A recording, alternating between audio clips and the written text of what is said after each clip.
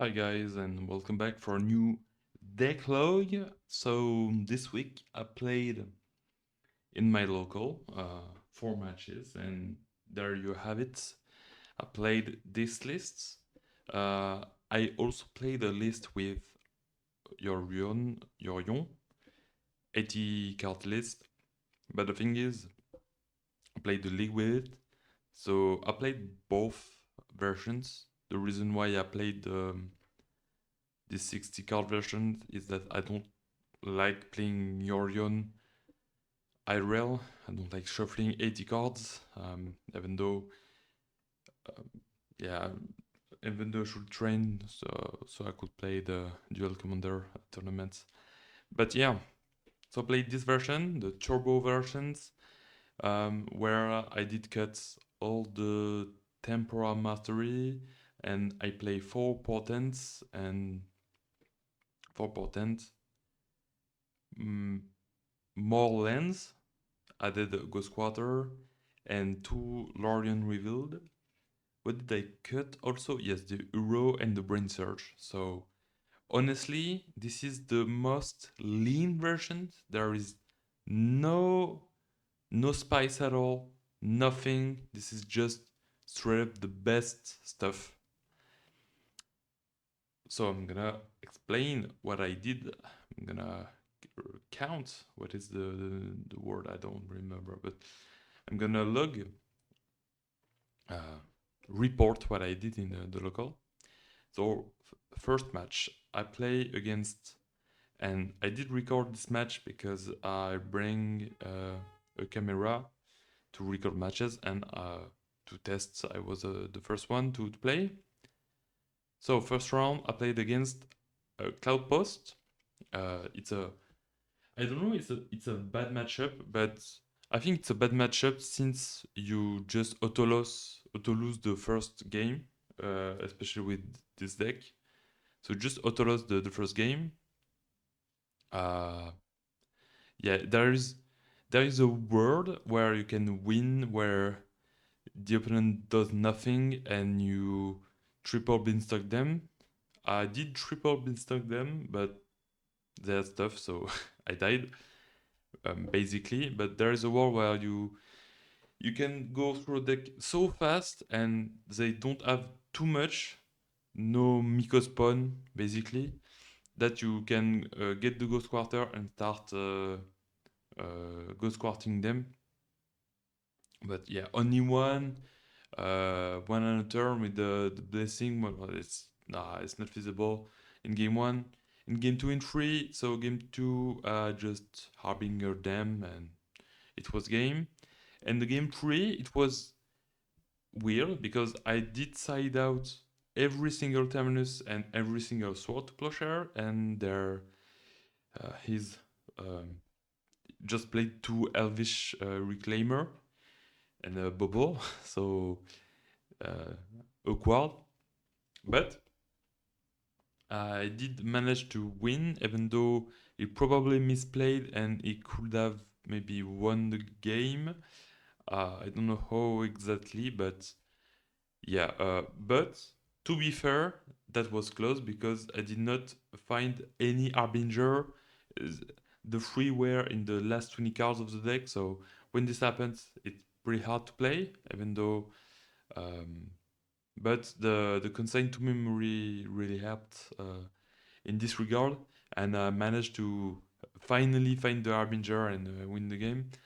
Very weird game, but I think with the consign and the Harbinger, I think the matchup is positive, weirdly enough, but yeah, even though you auto lost you don't have the right to stumble, so at best, I think it's 55 45 for you.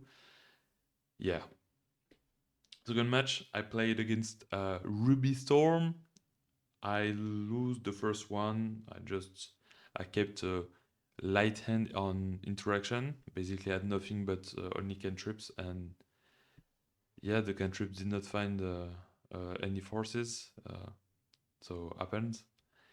And game two, I mulligan to 4, and I die because I have nothing and I have no resources to fight. Even though I have basically perfect opening with a beanstalk into a force of will, but yeah, you have when you start with 4 on the play, that's not good. And the three mulligans were just because I had no lands in my hand. And I did cut a Ghost Quarter and an island, I think, against them. So I had only 18 land. Yeah, just bad bits happened. Um, Nothing much for this matchup. You just have to bring you just have to draw your interaction. Hopefully, a beanstalk, and you just counter every. Depends on what they show you, but most of the time, because you just give them so much time, you just have to counter the cards that draw other cards or the payoffs, so the Burning Wish and stuff, and the Past in Flame. Yeah, so that was the second match, so 1-1. Third match, I played against. Yes, I played against a Rakdos discard. So it's a brew. That's the pet deck of someone that plays only not only this deck but often this deck. Basically, waste nuts with a lot of discard. Bowmaster, of course, Show Dread, this type of deck. And against me, it's really good. Basically, everything aligned almost perfectly against me outside of the removal.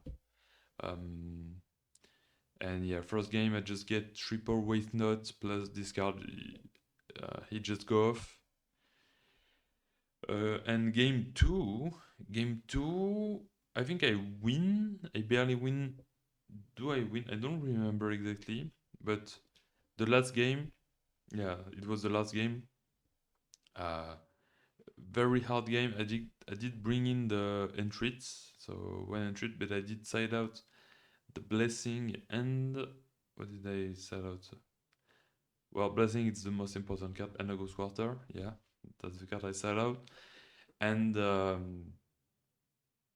it was a very weird game where I was low resources the whole game and him too, but because I don't have very good answer to waste nuts and discarding to end size when I discard a sorcery on instant, he draw a card with waste nut, and that's pretty good. And basically, when there is a waste nut, I'm just in a danger all the time. And yeah, and I basically lock myself with thwart because two of my Mystic Sanctuary were discarded, and so I have to play thwart almost all the time to counter stuff. But but I have not enough land to be comfortable doing it, so I'm semi locked myself. I cannot play entry dangers for some numbers, so I have to wait. And yeah, everything is awkward, everything is hard, and this is clearly a matchup where if I had Uro, um, that would have helped me probably win me the game easily. Definitely get control of the game later, but I don't have enough cards in my deck to play Entreat and not die to my own Beanstalk. That's another. Yeah, that's the cost of playing Beanstalk. A very light cost, but that's a cost, and I just die taking out basically. Yeah, with situations, I don't think I'm allowed. If I did not side out the blessing, I would have won the game, I think, probably. So that's a learning experience, learning lessons, and I keep it to myself. So 1-2, and then the fourth match I played against Stephen Knott. This is basically a buy, like Reanimator, and I just 2-0 them quite easily. As long as you make sure, as long as they don't wasteland and daze you into oblivion, you're pretty fine in this matchup, I would say. So yeah, that's so 2-2, not great. Um, I think I was quite on the bad side of the variance. I think. Um, well, I did win against Post, but against Storm, I think I could have, yeah, if I did not mulligan to 4, it was a competitive match. And against Rakdos, I did misplayed. I should have kept the. I should keep the Guest Blessing against a deck that tried to discard me at random with Burning Ingways and stuff like that. So yeah. 2-2, did I miss the Temporal Mastery? Not at all. Did I miss Uro? Yeah, I guess a little bit. So maybe I can make the space and play 1 Uro. Did Ghost Quarter was good? It was weird, I think, for Ghost Quarter because yeah, I don't think it's so the reason Ghost Quarter is here in this deck is to get rid of Cavern of Souls and the Caracas, but I don't care about Caracas anymore. But yeah, that's the reason mostly, and maybe sometimes I can win. I can steal a game, and it does help against posts. Uh, always help. Was that useful? Yeah, but I side it out every game, but it's not a real cost because it's in the mana base. So I think I'm gonna keep the Ghost Quarter for now. I didn't and the reason I have a Ghost Quarter here is that if I'm against Eldrazi, I need a way to. It's nicer if I exile every destroy every Cavern Soul so I can counter everything and not fear anything. Um, Even though I don't think it's useful finally because they have nothing. Um, I can counter the Kozilek's command that exile my cards in my graveyard, so I can deal with that. And everything that is cast with Cavern of Soul, I can just sword it and I'm fine. Um, Thought Knotsier cannot take the Mystic Sentry, so I can just sword in response. I can just sword in response, and I my sword does not get exiled, and I can continue keeping the lock on. So probably I don't need. Maybe I don't need the Ghost Quarter. I would like to. Yeah, I would like to play against. I need to test without Ghost Quarter against an Eldrazi opponent and see if I can lock them out without the Ghost Quarter. Because honestly, the loop with Ghost Quarter and Yes Blessing was not good.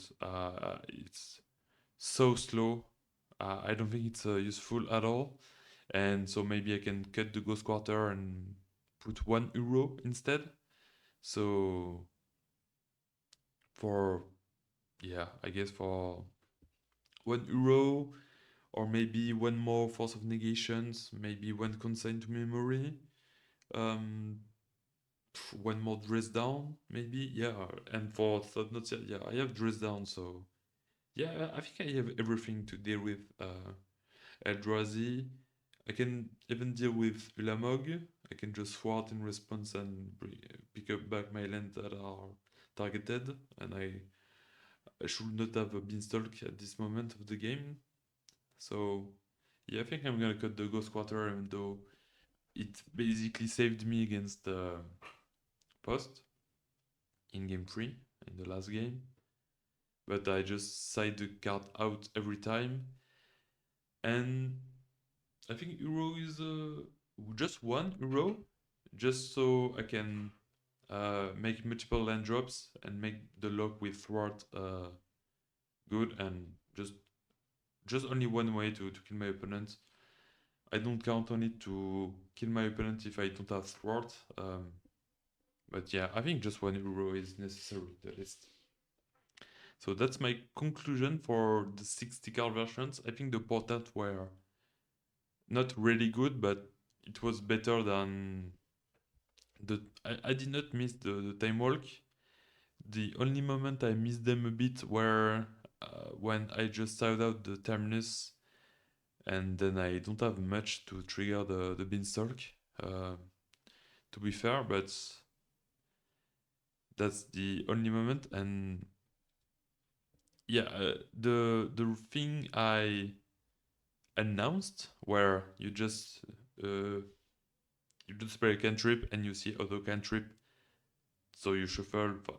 Well, you just do nothing. It happened several times here, but the thing is, I would have seen instead Brain Surge and Hero, which were not the card I searched either. So I think Portent is better for now. Yeah.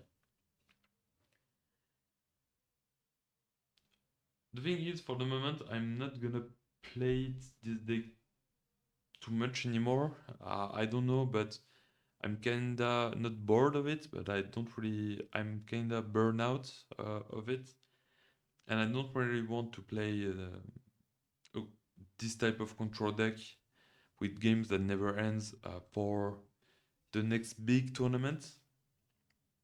I'm gonna switch onto Reanimator. I know it's not very original. I'm still gonna play this sometimes in leagues, I guess.